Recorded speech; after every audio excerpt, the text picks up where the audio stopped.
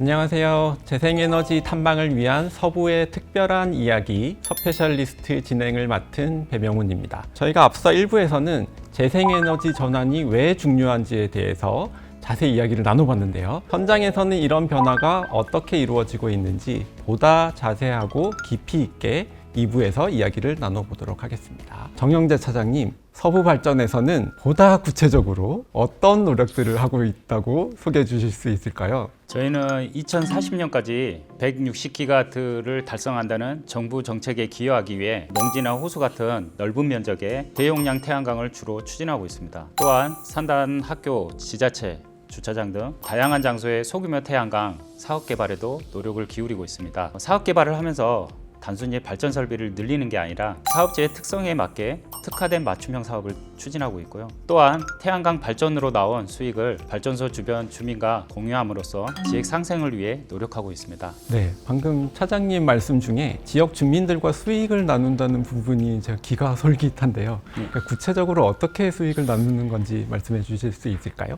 주민분들이 태양광 사업비에 4%를 참여하면 수익을 얻을 수 있는데요. 주민분들이 사업비 마련이 어렵습니다. 구체적으로 태양광 사업 리스크 때문에 투자하는 경우를 꺼려서 저희가 사업하는 발전 설비를 담보로 마을 주민에게 금융대출을 해주고 마을 주민이 금융대출을 투자하여 사채이자를 받게 됩니다. 햇드론 60메가와트 태양광 사업의 경우 이런 주민 참여형 사업 모델을 통해 연간 총 5억 원이 넘는 수익을 주민들과 공유하고 있습니다. 그러면 이런 방향으로 추진하시는 사업 중에 대표적으로 이거는 소개해 줄 수 있겠다 이런 사업이 있을까요? 이곳 태안화력 발전소 주변 지역에 대용량 태양광 두 곳이 있는데요. 하나는 간척지 담소를 활용한 이온호 43메가와트 수상 태양광이 있습니다. 다른 하나는 염해농지 21만 평 부지를 활용한 60메가와트 햇드론 육상 태양광이 있습니다. 이 두 사업은 사업 과정에서 주민들이 필요로 하는, 예를 들면 산책로 및 비닐하우스 조성 등과 같은 주민들 의견을 반영하여 사업을 추진하였고요. 연간 약 10억 원, 20년이면 약 200억 원 정도의 발전 수익을 지역분들과 공유하고 있습니다. 이로 인해 이곳 지역 주민분들의 만족도가 높아 태양광 사업에 대한 거부감이나 괴리감이 훨씬 줄어들었습니다. 향후 사업이 추진된다면 주민분들의 동의를 쉽게 얻을 수 있을 거로 생각됩니다. 여기도 보니까 지금 맞아요. 태양광 보이시죠? 네. 주차장. 맞아요. 네. 저도 여기 오면서 주차장 위에 태양광 패널이 있는 걸 보고 네. 와, 저게 태양광이구나 하고 딱 눈에 보였거든요. 그렇게 가시적으로 뭔가 보이는 게 있으면 주민들이 느끼기에도 이게 이론적으로 태양광이 뭐야, 재생에너지가 뭐야 하는 네. 거하고 다르게 뭔가 다른 변화가 있지 않을까 그렇게 생각이 네. 되거든요. 처음에 태양광이 설치됐을 때는 이질감 같은 게 있었습니다. 그러니까 혐오 시설이고 전자파가 많이 나와서 해롭다 이런 인상이 전자파가 강했었는데 나온다고요? 그런 생각을 좀 많이 했었습니다. 이건 무슨 말이지? 마을이나 이런 데 주변을 돌아다니다 보면 현수막으로 이제 태양광 설치 적극 반대 이런 그래요? 게 좀 많이 붙어 있었는데요. 말씀드린 대로 주민에게 수익을 공유한다는 자체 사업 모델을 추진하다 보니까 오히려 주민들이 저희에게 사업을 하자고 그렇게 제의를 해오는 경우가 많아졌습니다. 교수님 한마디 해주시죠. 전자파에 대해서. 쉬운 얘기는 아니지만 태양광 정도에서 나오는 전자파는 완전히 무시할 만하기 때문에 맞습니다. 걱정하실 필요 없습니다. 맞습니다. 태양광에서 나오는 전자파를 저희도 예전에 세종에서 한번 추진을 했었는데 세종에도 이제 자전거 도로 태양광에 저희가 이제 설치하는 곳인데요. 전자파가 나오는 게 TV보다 좋고요. 반대로 이제 주민 민원이나 이런 게 발생을 했을 때 비반사 이런 걸로 이제 민원이 이제 제기되는 경우도 있는데 비반사 같은 경우도 일반 유리보다 반사율이 떨어집니다. 햇빛이 훨씬 위험하죠. 네, 맞습니다. SF 소설을 쓰다 보면 자주 부딪히는 문제이기도 한데 일상에서는 실제로 존재하지 않는 로봇 이야기를 이념적으로만 하고 있으면 사람들이 굉장히 낯설고 저게 우리 삶에 도입되면 위험하지 않을까라고 생각을 네, 하는데 맞습니다. 이게 실제로 식당 같은 데서 서빙하는 로봇 같은 게 돌아다니는 걸 막 보고 나면 그게 그렇게 위험해? 저게 우리 일상이랑 그냥 녹아 들어갈 수 있지 않아? 라는 생각이 들거든요. 아무래도 태양광 시설들도 그냥 태양광 시설이라고 하면 뭔가 이상할 것 같은데 실제 사람들 삶에 들어가 있으면 네. 그렇지 않다는 걸 여러분들이 느끼는 것 같죠. 요즘에는 이제 태양광을 설치할 때 그런 구조라든가 아니면 시설물에 이제 디자인을 입히는 그런 연구도 같이 진행을 하고 있습니다. 그렇구나. 진짜 우리 삶에 딱 녹아들 수 네, 있는 맞습니다. 그런 해법들을 찾아가고 네, 계시지 않나 네. 하는 생각이 듭니다. 그렇다면 바람 분야는 또 질 수 없다. 바람 부분에서는 어떤 일들이 이루어지고 있을까요? 저희는 이제 대표적으로 태안 해상풍력을 들 수 있을 것 같은데요. 지금 1.4기가 정도 규모, 120만 가구에 전력을 공급할 대입할 수 있는 용량입니다. 사실 석탄 화력을 전환한다는 의미에서도 큰 의미를 갖고 사업을 추진한다고 볼 수 있습니다. 특히 태안 같은 경우는 그동안에 이제 전력을 책임져 오면서 석탄 인프라, 그러니까 항만, 개통, 그다음에 배후 단지도 확보가 돼 있어서 그런 큰 이점들을 활용해서 저희가 해상 풍력을 추진한다면 단점이라고 할 수 있는 투자비도 충분히 줄일 수 있고요. 저희가 사업을 잘 해나간다고 하면 이제 에너지 전환의 거점, 에너지 전환의 허브가 될 수 있다라고 생각합니다. 그래서 저희가 태안 해상 풍력을 대표적으로 추진하면서 표준을 만들고 이 표준을 바탕으로 풍력 사업의 영역을 잘 넓혀갈 수 있을 거라 생각합니다. 1.46기가라고요? 1.4기가 1.4기가요? 보통 원전 한 호기가 1기가쯤 되거든요. 그러니까 이게 사실 어마어마한 에너지예요. 저는 사실 해상풍력이라는 말을 별로 못 들어봤거든요. 그건 바다 위에 그 풍력 발전 시설을 짓는다? 그런 의미인가요? 예, 맞습니다. 바다 위에 거의 한 호기당 10메가와트 그리고 최근에는 15메가와트 이상급의 풍력 터빈도 개발이 돼 있는데 어느 정도 크기로 말씀드리면은 200m 이상 남산타워 높이의 그 구조물들을 해상에 설치한다고 보시면 될 것 같습니다. 근데 이게 무게도 2,000톤 이상, 3,000톤 이렇게까지 나가기 때문에 정밀한 설계가 또 필요하고요. 설치를 하기 위해서는 대형의 설치 선박이 필요하고요. 그리고 항만 인프라, 공급망, 그리고 정밀한 설계 등이 다 들어가기 때문에 기존의 석탄이나 LNG보다는 지금 수준에서는 사업비가 좀 더 높은 측면은 있습니다. 바다 위에 큰 건물을 지어야 하니까 네, 그만큼 어렵겠죠. 네. 그런데 바다에 짓는 이유는 거기 바람이 더 좋아서일까요? 예, 맞습니다. 풍력이 단면적이랑 공기의 밀도, 풍속에 비례를 합니다. 특히 풍속의 세제곱에 비례를 할 정도로 풍력은 바람의 영향을 굉장히 많이 받습니다. 풍속이 2배가 되면 발전량은 8배가 되는 거죠. 그만큼 바람이 많은 곳을 찾아서 설치를 해야 되는데 육상풍력 같은 경우는 이미 바람이 많이 부는 곳에는 설치가 된 곳이 많고 그래서 해상으로 저희가 특히 나가는 이유는 삼면이 바다이기도 하고요. EEZ 쪽으로 가면 갈수록 더 바람이 사실 많이 부는 특성이 있습니다. 바람이 많이 불어야 그만큼 발전량이 많이 나오고 또 사업성도 충분히 나오고 그런 쪽으로 많이 열심히 사업 개발을 하고 있습니다. 해상풍력 이야기를 들으면 정말 압도적이라는 생각이 들거든요. 그런데 지상에서의 바람도 사실은 장점이 있을 것 같고 포기할 수 없는 그 영역일 것 같은데 그 부분에서는 어떻게 계속 사업이 이루어지고 있을까요? 육상풍력도 바람이 좀 많이 불면서 자연 파괴를 좀 덜 하는 지역으로 사업 개발을 하고 있는데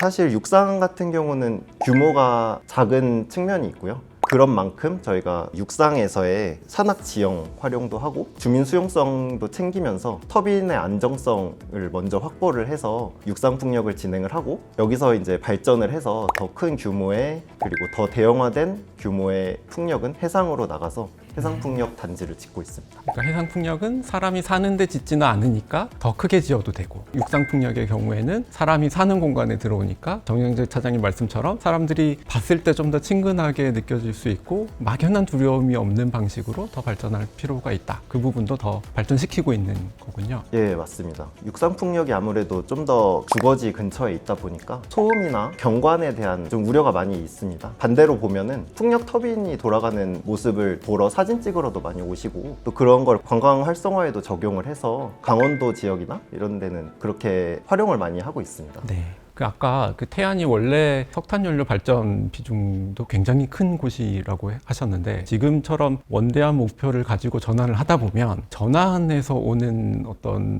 갈등, 문제 이런 걸 생각할 수 있는데 특히나 이 지역에 사는 사람들 태안의 미래에 대해서도 혹시 좀 준비를 하고 계신 게 있다거나 생각하고 있는 게 있을 것 같은데 그런 거 혹시 갖고 계신가요? 아무래도 석탄 화력 폐지에 대해서 걱정을 많이 하고 계시고 지역 경제에도 많은 영향을 미칠 거라고 우려를 하시는 분들이 많이 있습니다. 그런 차원에서 이제 석탄 화력 폐지에 대한 지원법도 이제 정부 차원 그리고 국회 차원에서도 지원을 많이 해주려고 하시고 해상풍력 또한 정영재 차장님이 말씀하신 것처럼 햇빛 소득으로 주민들에게 환원한다 비슷한 개념으로 풍력도 바람 소득 주민 참여 4% 이상이 되면은 추가로 나오는 REC 그런 부분 부분에 대해서 주민과 지역에 환원하는 방식으로 사업을 추진하고 있고요. 그런 점에서 지역경제 활성화에도 충분히 좋은 영향을 줄 수 있다라고 생각합니다. 굉장히 재미있는 것 같아요. 이 두 분이 저 처음 소개받을 때부터 한 분은 태양을 담당하시고 한 분은 바람을 담당하시고 이런 거 들으면서 굉장히 재밌었거든요. 어딘가에서는 땅을 담당하고 어딘가는 물을 담당하고 이런 분도 있을 것 같은 어떻게 보면 풍백, 우사, 운사 같은 느낌도 들고요.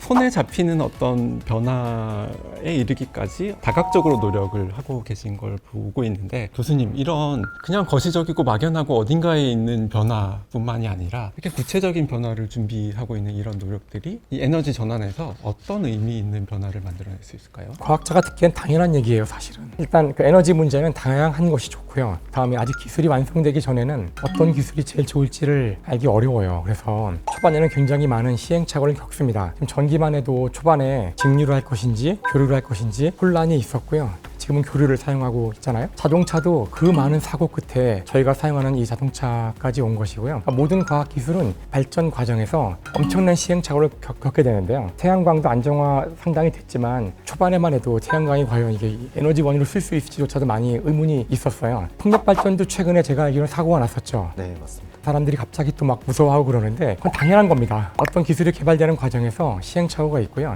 그래서 아마도 해상으로 나갈 때에도 문제가 해상에 있으면은 더욱 유지 보수가 어려울 거예요. 고치기 어렵고요. 아마 지상에서 완벽하게 기술이 확보가 충분히 된 다음에 나가지 않으면은 아마 나가자마자 금방 문제가 생길 겁니다. 많은 분들이 잘 모르실 수 있지만 저희가 오늘날 이렇게 매일같이 사용하는 이런 기기들이 보통 40-50년이 넘는 수많은 시행착오 끝에 안정화되었다는 거. 제가 어릴 때는 컴퓨터는 맨날 뻥나는 기기였어요. 컴퓨터에 뭘 돌리면 몇 시간도 못 가거나 하루 이상 돌린 적이 없어요. 지금은 저희가 컴퓨터 끄지 않잖아요.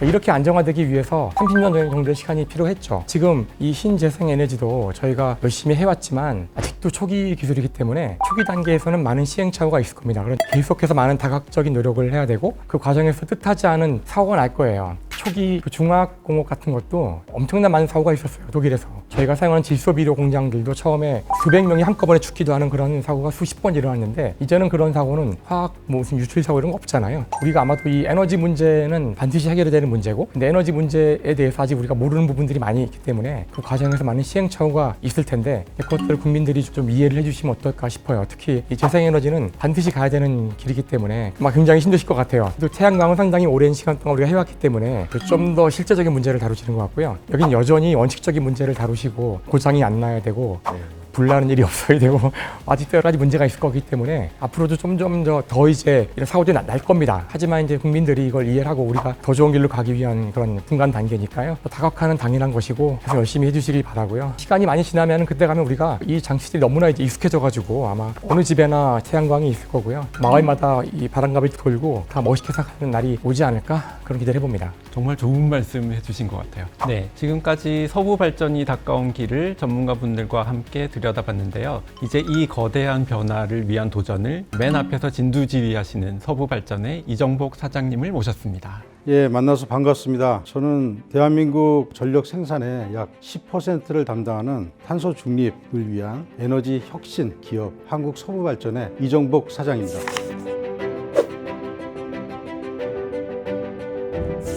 오늘 우리 차장님들과 함께 전력 생산의 열기를 한번 저희가 전해드리고 싶어서 초대를 했는데 우리 김상욱 교수님과 작가님 함께 해주셔서 감사의 말씀을 드리고 탄소 중립을 위한 큰 여정에 도움이 됐으면 합니다.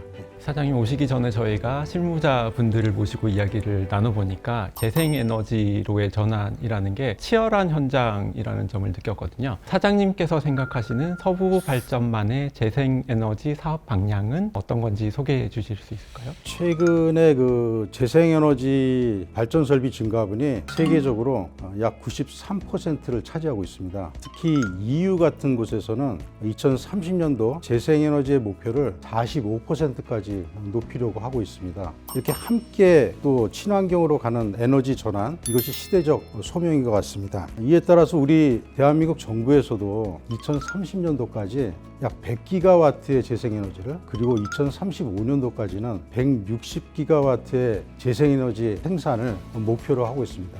이에 맞춰서 그 한국 서부발전도 공급망 생태계를 확보한다든가 에너지 안보 차원에서 재생에너지 확대를 위해서 최선의 노력을 다하고 있습니다. 구체적으로는 스트레이치골을 한국 서부발전이 2030년도에는 3.9기가와트를 2040년도까지는 13.9기가와트를 목표로 최선을 다해서 재생에너지 확대를 위해서 노력하고 있습니다. 더불어서 태양광 에너지, 풍력 발전 이것을 지역사회와 함께하는 주민 참여형 그리고 또는 이익 공유형으로 지역경제 활성화에도 최선을 다하는 일거양득의 노력을 추진하고 있습니다. 보통 발전소라 그러면 저희가 그냥 전기를 만드는 기업인 줄 알았는데요. 오늘 얘기를 듣다 보니까 사회적 시스템을 새로 생각하시는 그런 느낌이 좀 들은 것 같아서 좀 인상적인 면이 있네요. 전기의 생산이 과거에는 단순한 발전소에서의 전력 생산 그리고 공급이었지만은 현재 이르러서는 생산뿐만 아니라 친환경이란 요소를 가미를 해야 설득력 있고 수용성도 있는 것 같습니다. 그래서 서부발전의 경우에도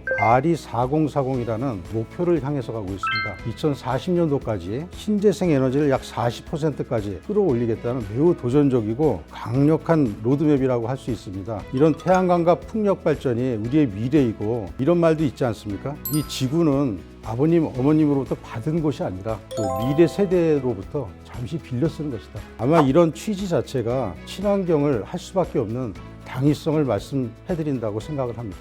SF 작가로서 작가적인 상상력을 조금 발휘를 해보면 미래의 서부 발전은 단순히 전력을 생산하는 발전소에서 그치는 게 아니라 우리 삶의 환경 자체를 다시 설계하는 곳이 되겠다 이런 생각이 드는 것 같아요. 작가님 말씀해 주신 대로 과거의 발전소와 틀리게 미래의 발전소는 온실가스가 없고 미세먼지가 없는 그런 공간이 될 것입니다. 그리고 지역사회에 이익을 환원시켜주고 그 가운데서 효율과 생산을 함께 이루는 미래지향적인 공간이 될 것입니다. 그래서 서부발전은 국가 탄소 중립이라는 큰 목표를 향해서 퍼스트 무버로서 그 역할을 할 수 있는 최선의 노력을 다할 것이고 이것이 우리한테 주어진 소명이라고 생각을 합니다. 마지막으로 안정적이고 고품질의 전기를 공급하는 것은 저희들의 역무이고 소명입니다. 하지만 이제는 여기에 덧붙여서 친환경적이고 풍요롭고 안전한 전기를 공급하는 것이 지금 사회에서 요구하는 큰 소명이라고 덧붙여서 생각을 합니다. 좋은 말씀 정말 감사합니다. 오늘 이야기를 통해서 재생에너지 전환이 우리 모두에게 얼마나 중요한 과제인지를 다시 한번 느낄 수 있었던 것 같습니다. 앞으로도 이런 변화에 많은 관심과 공감이 이어지기를 기대하면서 스페셜리스트 오늘 순서 마무리하겠습니다. 함께 해주신 김상욱 교수님 그리고 이정복 사장님 그리고 정영재 송승택 차장님 다시 한번 정말 감사드립니다. 오늘 고생 많으셨습니다. 수고하셨습니다.